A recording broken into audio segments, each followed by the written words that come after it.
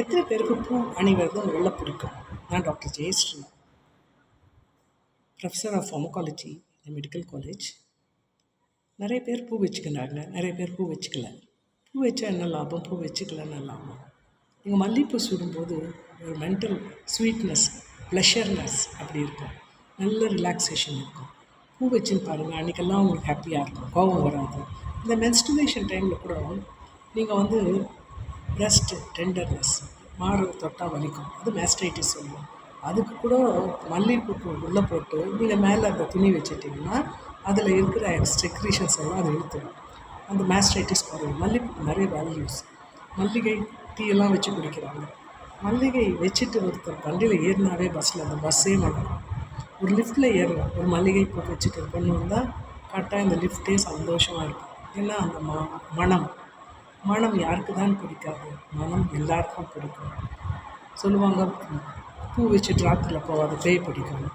அது ஒரு வாஸ்தவம்தான். But you should be careful in the nights, okay? Because even பேய் will be attracted for your smell. ஸ்மெல்லுன்னா எல்லாருக்குமே ஒரு அட்ராக்ஷன்.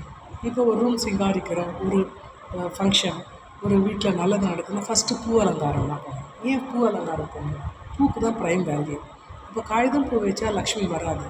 ஒரு பூஜையில் கூட மல்லிகை பூ வச்சிங்கன்னா நல்ல ஸ்வீட் வச்சு லக்ஷ்மியை கும்பிட்டா எங்கே இருந்தாலும் அந்த ஸ்மெல், அரோமா தெரப்பி சொல்லுவோம் இல்லையா, அரோமா இஸ் வெரி குட்.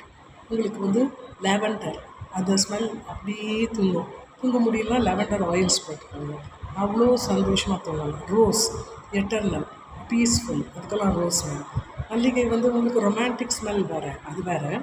உங்களுக்கு சந்தோஷத்தை கொடுக்கும். டிப்ரெஷன் இருந்தால் 2 மல்லிகை மலம் வச்சுக்கோங்க. ஆஹா, சந்தோஷமாக இருக்குது, மைண்டு இவ்வளோ ரிலாக்ஸ்டாக இருக்குது, நான் இப்படி ஒரு ஃபீலிங் அனுபவிச்சது இல்லையே. நிறைய ரோஜாப்பூ வச்சுக்கோங்க, அது ஒரு தெய்வீக தன்மையை உருவாக்கும் இல்லையா? ஒரு கலர் ரோஜாவுக்கு ஒரு வேல்யூ இருக்குது. Red rose for love, yellow rose for என்ன? எல்லோ ரோஸ் என்ன சொல்லுங்கள்? ரோஸ் இருக்குது. அப்புறம் ஒயிட் இருக்குது. White is for peace, yellow is for friendship இல்லையா? ஒரு ரோஸ்க்கு ஒரு வேல்யூஸ்.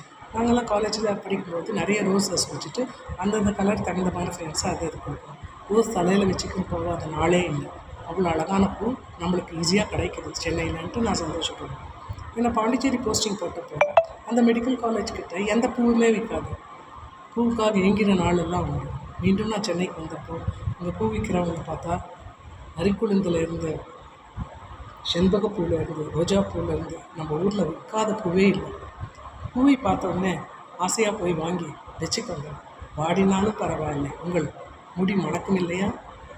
ஒரு ராஜாவுக்கு தன் மனைவியின் கூந்தலை முகந்து பார்த்து, ஆஹா இவ்வளோ மனமாக இருக்கிறது என்று அவருக்கு ஒரு ஐயம் தோன்ற ஒரு வினா எழுப்பினார். பெண்களின் முடினா சிகை, வாட்டவர் யூ கால், முடிக்கு இயற்கையிலேயே மனம் இருக்கா, இல்லைன்னா அவங்க எதனால் அது மனமாக இருக்கும்? அதை எல்லாம் ஆராய்ச்சி பண்ணி ஃபைனல் ரிசல்ட் என்னென்னா அவங்க வாசனை ஆயில்ஸ் தடவுறாங்க, வாசனையாக மலர் சூடுறாங்க.